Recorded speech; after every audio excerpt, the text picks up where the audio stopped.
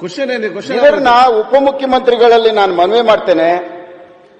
ತಾವು ಸಚಿವರಾಗಿದ್ದೀರಿ, ಬಹಳ ಸಂತೋಷ. ಬೆಂಗಳೂರಿನ ಶಾಸಕರದ ಒಂದು ಸಭೆ ಕರೆದು 3 ವರ್ಷ ಆಗ್ತಾ ಬರ್ತಾ ಇದೆ. ಇನ್ನೇನು ಬಡ್ಜೆಟ್ ಮುಗಿದ್ರೆ 3 ವರ್ಷ. ಪ್ರಶ್ನೆ ಕೇಳಿ ಹೇಳ್ತೀನಿ ಸಭಾಧ್ಯಕ್ಷರೇ, ಬೆಂಗಳೂರಿಗೆ ಸಂಬಂಧಪಟ್ಟ ಸ್ವಲ್ಪ ಮಾತಾಡಕ್ ಬಿಡಿ. ಸಭಾಧ್ಯಕ್ಷರೇ, ಬೆಳಗ್ಗೆಯಿಂದ ಸಾಯಂಕಾಲದವರೆಗೂ ಕುಂಡ್ರಿಸ್ತಿರ್ತೀರಿ, ನಾವು ಕೂತಿರ್ತೀವಿ. ಅಧಿವೇಶನ ಕರೆಯುವುದು. ಬೆಂಗಳೂರು ನಗರದ ಶಾಸಕರಿಗೆ ನಿಮ್ಮ ಸಮಸ್ಯೆಗಳದ್ದು ಒಂದು ಪಟ್ಟಿ ಕೊಡಿ ಅಂತ ಒಂದು ಮಾಡಿ ಸರ್, ಒಂದು ಗಮನ ಕೊಡಿ ಸರ್. ನಮ್ಮ ಕಡೆ, ನನ್ನ ಕ್ಷೇತ್ರದಲ್ಲಿ ಇಂಥ ಬ್ರಿಡ್ಜಸ್, ಅಂಡರ್ ಪಾಸ್ ಎಲ್ಲಾ ನಿಂತಿದೆ.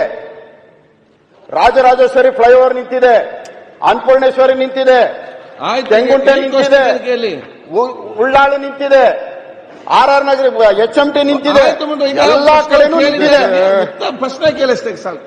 ಅಧ್ಯಕ್ಷರೇ, ನಾನು ಉತ್ತರ ಕೊಡೋದು ಮುಂದರಾಜು ಪ್ರಶ್ನೆ ಕೇಳೋದು. ತಾವು ದಯವಿಟ್ಟು ಕೂತ್ಕೊಳ್ತೀರಾ? ಒಂದು ಫುಟ್ಪಾತ್ ಅವ್ರದ್ದು, ಒಂದು ಫುಟ್ಪಾತ್ RR ನಗರ. ಈಗ ಒಂದು ಫುಟ್ಪಾತ್ ಅವ್ರದ್ದು, ಒಂದು ಫುಟ್ಪಾತ್ RR ನಗರ.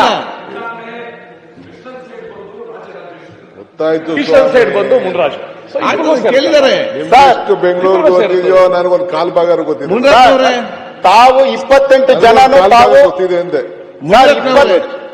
ಅವಕಾಶ ಕೊಟ್ಟಿದೆ. ಚರ್ಚೆ 28 ಜನನು ತಮ್ಮ ಮಕ್ಕಳೇ. ಆಯ್ತು, ಎಲ್ಲರೂ ಒಟ್ಟಾಗಿ ನೋಡಿ. ಆಯ್ತು ಅವರೇ. ಮುನ್ರಾಜು ಆದ್ರೇನು, ಮಾತಾಡಬೇಡಿ, ಉತ್ತರ ಕೊಡಿ. ಮುನಿರತ್ನನೂ ಒಂದೇ, ಮುನ್ರಾಜು ಒಂದೇ.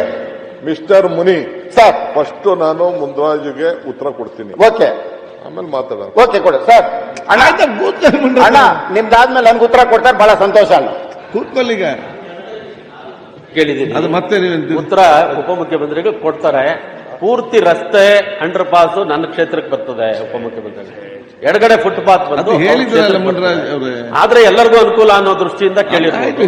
ಬಟ್ ನನಗಿದು ಬಹಳ ಅವಶ್ಯಕತೆ ಇದೆ, ಅದಕ್ಕೋಸ್ಕರ ನಾನು ಪ್ರಶ್ನೆ ಕೇಳ್ತಿದ್ರ ಉತ್ತರ ಕೊಡ್ತಾರೆ. ಅಧ್ಯಕ್ಷರೇ, 25 ಪ್ರಶ್ನೆ ಹಾಕಿದೀವಿ, ಒಂದು ಪ್ರಶ್ನೆ ಸ್ಟಾರ್ ಬಂದಿದೆ. ಏನ್ ಮಾಡ್ಲಿ? ಅಲ್ಲ, ಒಂದು ಪ್ರಶ್ನೆ ಸ್ಟಾರ್ ಆಗಿದೆ. ಗಮನ ಸೆಳೆಯೋ ಸೂಚನೆ ಕೇಳಿದ್ರೆ ಗಮನ ಸೆಳೆಯಿರಿ ಅಂತೀರಾ? ಏನ್ ಹೇಳ್ಬೇಕು ನಾವು ಸಮಸ್ಯೆನ? ನಮ್ಮ ಕ್ಷೇತ್ರ ಸಮಸ್ಯೆ ಇಲ್ಲ ಹೇಳಿದ್ರೆ ಪ್ರಶ್ನೆ ಕೇಳೇ ಮಾತಾಡ್ಬೇಕು. ಪ್ರಶ್ನೆ ಸುಮ್ಮನೆ ಕೂತ್ಕೊಂಡಿದ್ದೀರಿ. ಪ್ರಶ್ನೆ ಅದೇ ಪ್ರಶ್ನೆ ಮತ್ತೆ ತಾವು ಕೇಳ್ತಾ ಇದ್ದೀರಿ, ಉತ್ತರ ಕೊಡೋದು ಬೇಡವಾಗಾದ್ರೆ ಪಡೆದಿದ್ರೆ. ಹೌದು, ನೀವು ಅದರಲ್ಲಿ ನಾನು 3ನೇ ಸಾರಿ ಬಂದಿರೋದು. ಯಾರ್ಯಾರು ಏನೇನು ವಿಷಯದ ಮೇಲೆ ಎಷ್ಟೆಷ್ಟು ಸಾರಿ ಮಾತಾಡಿದ್ದಾರೆ ನಾನು ನೋಡಿದ್ದೇನೆ. ಅಲ್ಲಿ ಕೂತಾಗ ನಾನು ರಮೇಶ್ ಕುಮಾರ್ ಅವರು, ಕಾಗೋಡು ತಿಮ್ಮಪ್ಪನವರು ಸರ್ಕಾರಕ್ಕೆ ಯಾವ ರೀತಿ ಕಿವಿ ನೋಡಿದ್ದೇನೆ. ನೀವೊಮ್ಮೆ ಪ್ರಶ್ನೆ ಕೇಳಿದ್ದೀರಿ, ಉತ್ತರ ಕೊಡ್ತೀನಿ ಅಂತ ಹೇಳಿದರೆ ನಾನು ಹೇಳಿದ್ದು ಒಂದೇ ನಿಮಿಷ. ನಾನು ಹೇಳಿದ್ದು ರಸ್ತೆ ಅಂಡರ್ ಪಾಸ್ ನಮಗ್ ಬರ್ತದೆ, ಫುಟ್ಪಾತ್ ಅವ್ರಿಗೆ ಬರ್ತದೆ ಅಷ್ಟೇ. ಅದಕ್ಕೆ ನೀವು ಮಾತಾಡಕ್ಕೆ ಬಿಡಲ್ಲ ಅಂತೀರಾ? ಅದಲ್ಲ ನೋಡಿ, ಪ್ರಶ್ನೆ ಕೇಳಿದ್ರೆ ಹೌದು ಅಧ್ಯಕ್ಷ, ಪ್ರಶ್ನೆ ಕೇಳಿದರೆ ಉಪಮುಖ್ಯಮಂತ್ರಿಗಳು ಕೊಡ್ತಾರೆ. ನಮ್ಮ ಮಧ್ಯೆ ನಿಮ್ದು ಟೈಮ್ ವೇಸ್ಟ್ ಆಯ್ತು. ಏನಿಲ್ಲ ಅಧ್ಯಕ್ಷೆ, ಮುನ್ರಾಜ್ ಅವರು ಏನು ಪ್ರಸ್ತಾವನೆ ಮಾಡಿದ್ದಾರೆ, ಪ್ರಶ್ನೆ ಕೇಳಿದ್ದಾರೆ, ಅದು ಇರೋ ವಾಸ್ತವಾಂಶ ಅವ್ರು ಹೇಳಿದ್ದಾರೆ. ಹಿಂದೆನೆ ಇದು ಆಗಿದೆ. ಅದು PJB ಅನ್ನೋ ಒಂದು ಕಾಂಟ್ರಾಕ್ಟ್ ಕೊಟ್ಟಿದ್ದೀವಿ.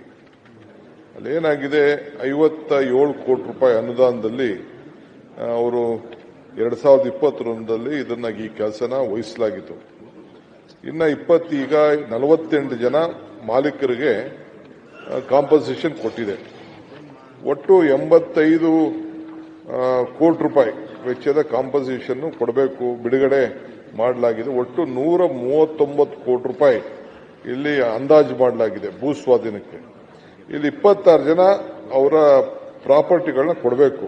ಅದಕ್ಕೆ ಒಂದು 53 ಕೋಟಿ ರೂಪಾಯಿ ಲೆಕ್ಕ ಹಾಕಿದೆ. ಇಲ್ಲ TDR ಕೊಡಬೇಕು, ಇಲ್ಲ ಪೇಮೆಂಟ್ ಕೊಡಬೇಕು. ನಾನು ರಿಕ್ವೆಸ್ಟ್ ಮಾಡ್ಕೊಳ್ತಾ ಇದ್ದೀನಿ ತಮ್ಮ MLA ಸಾಹೇಬರಿಗೆ, ನಮ್ಮ ಮುನ್ರಾಜ್ ಅವರಿಗೆ, ನನ್ನ ಸ್ನೇಹಿತರು, ಬಹಳ ಆತ್ಮೀಯ ಇವರು, ಅವರಿಗೆ ರಿಕ್ವೆಸ್ಟ್ ಮಾಡ್ತಾ ಇದ್ದೀನಿ, ಆ ಮಾಲೀಕರ ಹತ್ರ ಸ್ವಲ್ಪ ತಾವೆಲ್ಲ ನೆಗೋಸಿಯೇಷನ್ ಮಾಡಿ, ಸರಿ ಮಾಡಿ ಕರ್ಕೊಂಡು ಬಂದ್ರೆ ಅವ್ರಿಗೆ TDR ಕೊಟ್ಬಿಟ್ಟು ಈ ಕೆಲಸನ ಪ್ರಾರಂಭ ಮಾಡಿಸೋಣ. ಅದೇನು ತೊಂದರೆ ಇಲ್ಲ. ಅವ್ರು ಕೇಳೋದ್ರಲ್ಲಿ ಬಹಳ ದಟ್ಟಣೆಯಾದ ಪ್ರದೇಶ, ಇಂಪಾರ್ಟೆಂಟ್ ಕೆಲಸ, ಅದು ಕೇಳೋಣ. ಮಿಸ್ಟರ್ ಮುನಿ ಕೇಳ್ತಾ ಇದ್ದಾರೆ. ಆ ಮುನಿ ಅವರು ಒಂದು ಪ್ರತ್ಯೇಕವಾದ ಪ್ರಶ್ನೆ ಹಾಕ್ಲಿ, ಅದಕ್ಕೆ ಉತ್ತರ ಕೊಡೋಣ. ಅಧ್ಯಕ್ಷ, ನಾನು ಮಾತಾಡ್ಬಿಡ್ತೀನಪ್ಪ. ಅಧ್ಯಕ್ಷ 139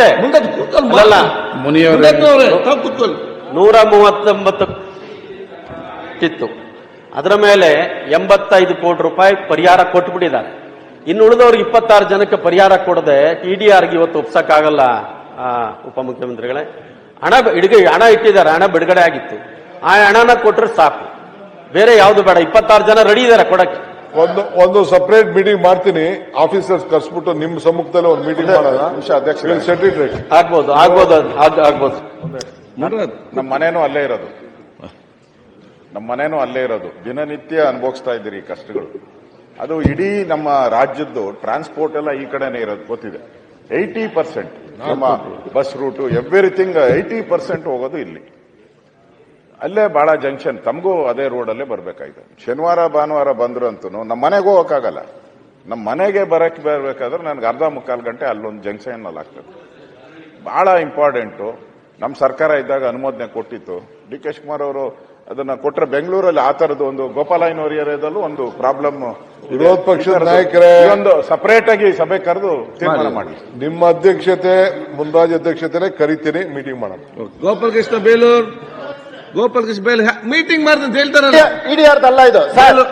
ತಮ್ಮ ಹತ್ರ 26 ಕೋಟಿ ತಮ್ಮ ಅಕೌಂಟ್ ಅಲ್ಲಿ ಇದೆ. ಕೇಳುವಾಗ 26 ಕೋಟಿ ಅಕೌಂಟ್ ಅಲ್ಲಿ ಇದೆ. ಈ ವರ್ಕ್ ಈ ವರ್ಕ್ 26 ಕೋಟಿ ಅಲ್ಲಿ ಇದೆ. ರಿಲೀಸ್ ಮಾಡಿ ಮಾತಾಡ್ದು ಹೇಳ್ತಾರಲ್ಲ, ಅಮೌಂಟ್ ರಿಲೀಸ್ ಮಾಡಿ ಸಾಕು. ಅವ್ರು ಮಾತಾಡ್ತಾರೆ ಮೀಟಿಂಗ್ ಕರೆದು, ಯಾಕೆ ಅದನ್ನ ರಿಲೀಸ್ ಮಾಡಿದ್ರೆ ಸಾಕು. ಟಿಡಿಆರ್ ಅವಶ್ಯಕತೆ ಇಲ್ಲ. ನೀವು ಅದು ಉತ್ತರ ಕೊಡ್ಬೇಕು. 87 ಕೋಟಿ ಕೊಟ್ಬಿಟ್ಟು 87 ಕೋಟಿ ಕೊಟ್ಬಿಟ್ಟು 26 ಕೋಟಿ ಟಿಡಿಆರ್ ಕೊಡೋದು ಯಾರು ಹೋಗ್ತಾರೆ? ಆಯ್ತು, ಈಗ ಯಾಕೆ ಮಾತಾಡಿದ್ರು ನೀವು? ಮಾನ್ಯ ಅಧ್ಯಕ್ಷರೇ,